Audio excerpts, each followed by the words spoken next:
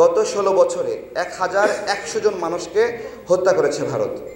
গত 2 বছরে 100, গত রমজানে 5 জন, এই গত 30 দিনে 5 জন।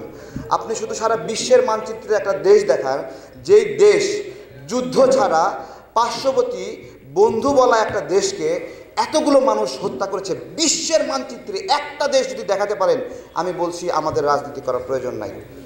একটা দেশ পাবেন না, সারা বিশ্ব খুঁজে পাবেন না, যুদ্ধ চলে না, শান্তিপূর্ণ দেশে ধীরে ধীরে একটা একটা করে গুলি করে নাগরিকদেরকে হত্যা করছে।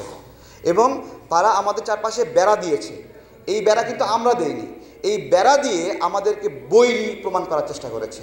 এই বেড়া দিয়ে আমাদেরকে চোর প্রমাণ করেছে। এটা একটা অসম্মান না জাতীয় স্বার্থের প্রতি? বলেন, আমাদেরকে ভারতের প্রয়োজন নাই, বরঞ্চ ভারতের আমাকে প্রয়োজন। কেন ভারতের আমাকে প্রয়োজন? ভারতের অখণ্ডতার জন্য আমার প্রয়োজন। ভারতের পশ্চিমবঙ্গ, পূর্ববঙ্গ, এগুলো যা যা আছে, আগরতলা আছে না, এই সকল লোকের খাওয়া দাওয়া আমাদের উপর নির্ভরশীল। বাংলাদেশ চতুর্থ রেমিটেন্স সোর্স ভারতের, এটা ভারতকে মনে রাখতে হবে। এখানে ভারতের 26 লাখ নাগরিক কাজ করে, 26 লাখ নাগরিক কাজ করে, যাদের সিংহভাগ অবৈধ এবং অনুমতি ছাড়া এখানে অবস্থান করছে। তাহলে বাংলাদেশের কোনো নাগরিক যদি সীমান্তে যায়, সেখানে যদি বিএসএফ গুলি করে হত্যা করে নাগরিককে, তাহলে এই 26 লাখ নাগরিককে প্রতিদিন হত্যা করা বৈধ। কই আমরা তো করছি না। কেন করছি না? কারণ আমরা সভ্য, আমরা ওদের মতো বর্বর না, আমরা ওদের মতো জানোয়ার না, পশু না। বিশ্বের একমাত্র সীমান্তরক্ষী বিএসএফ, যারা সীমান্ত রক্ষার কাজে জড়িত থেকে ঘুষ খায় এবং তারা এইখানে পণ্য কেনা বেচা হয়, এই পণ্য কেনা বেচার সঙ্গে তারা বাণিজ্য জড়িত। এই বাণিজ্যে করতে গিয়ে যখন এই বিএসএফের সদস্যরা চাকরি করে সরকারি, কিন্তু ব্যবসা করে চোরা কারবারেরই, এবং এরা যখন ভাগ না পায় তখন আমাদের নাগরিকদেরকে হত্যা করে, তখন হত্যা করছে আমাদেরকে। তো আমরা চুপ করে আছি, সহ্য করছি। হিসাব করেন, 16 বছরে 1100 মানুষ, হাই হাই হাই। এর চেয়ে ভারতের সঙ্গে সরাসরি যুদ্ধ করলে আমাদের এত মানুষ মরবে না। এবং 1000 জন মরলে 2000 জন ফালাই দিয়ে আসতে পারবে।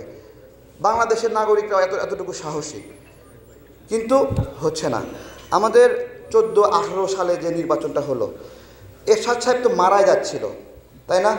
মারা যাচ্ছিল না? এই মরা ব্যক্তিকে ইন্ডিয়া জোর করে টাইনে নিয়ে এসে ভোটে অংশগ্রহণ করাইল।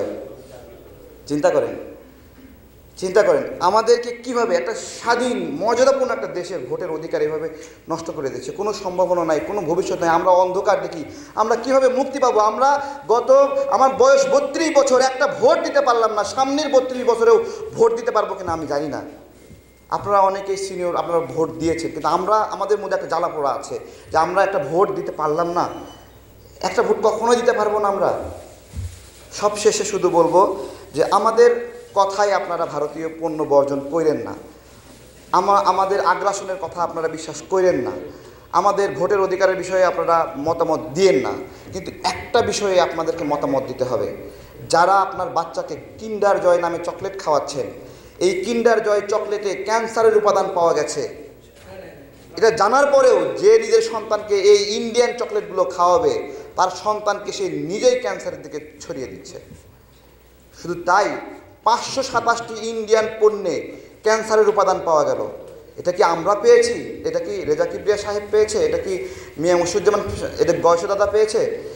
কে পেয়েছে? এটা আন্তর্জাতিক পরিমণ্ডলে ইউরোপীয় ইউনিয়ন পেয়েছে, হংকং পেয়েছে, সিঙ্গাপুর পেয়েছে। আমার কথা বিশ্বাস কেন করতে হবে? আপনি গুগল করেন না কেন?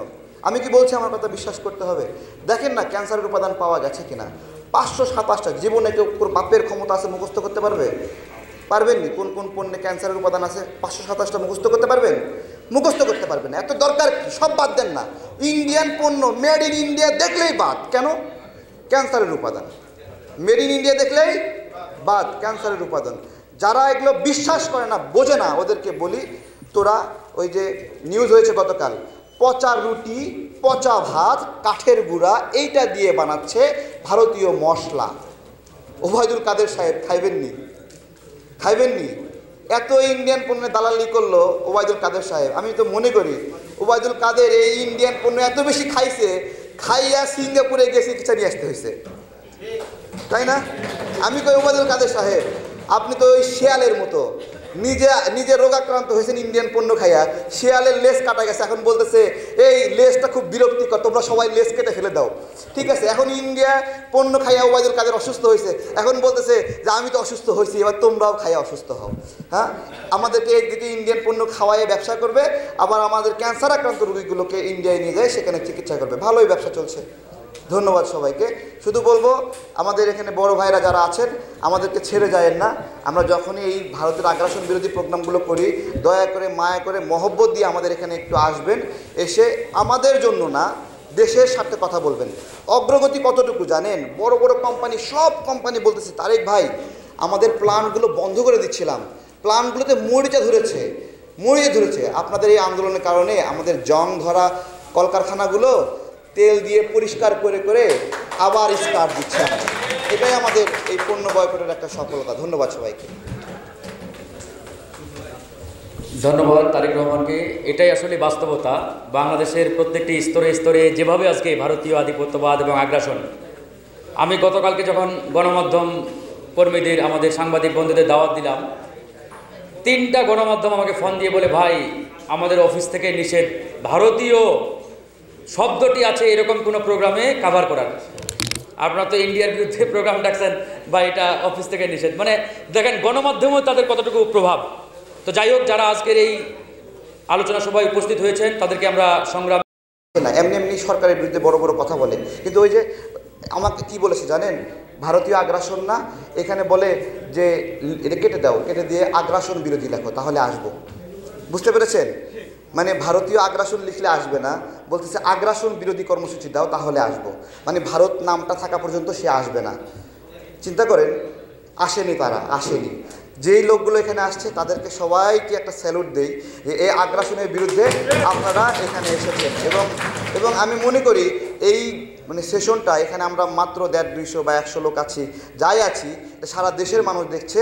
সারা দেশবাসীকে বলবো সবাইকে এখানে মঞ্চে সবাইকে একটা করে স্যালুট দেন আপনারা দূর থেকে। আজকে আমাদের যে লড়াইটা খুব গুরুত্বপূর্ণ একটা বিষয়, এই পরিসংখ্যানটা আমাদেরকে বলতে হবে।